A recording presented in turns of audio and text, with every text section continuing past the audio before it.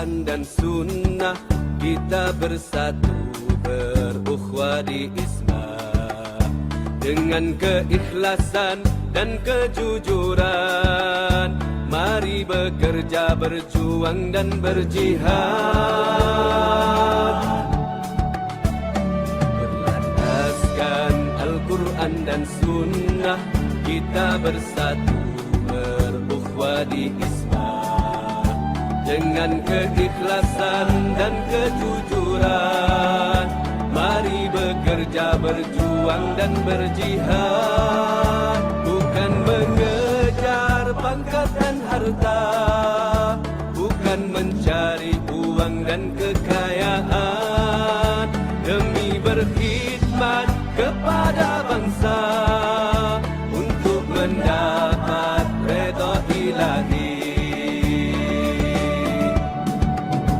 Teman di Islam kita jadikan saudara sahabat yang sejati, bersatu teguh dan istiqamah, miliki sifat mukmin mulia.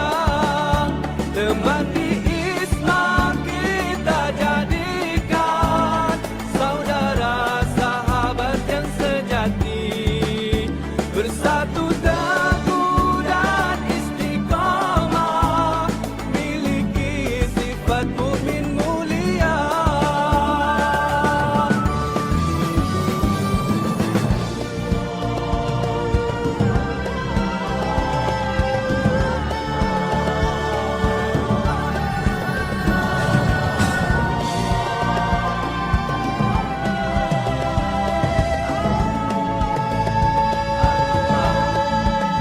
Bukan mengejar pangkat dan harta, bukan mencari uang dan kekayaan, demi berkhidmat kepada bangsa untuk mendapat redha ilahi.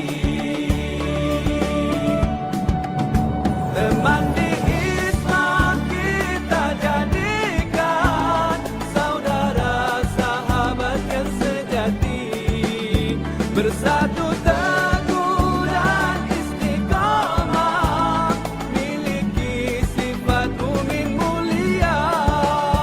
Teman di Islam kita jadikan saudara sahabat yang sejati, bersatu teguh dan istiqamah, miliki sifat mukmin mulia.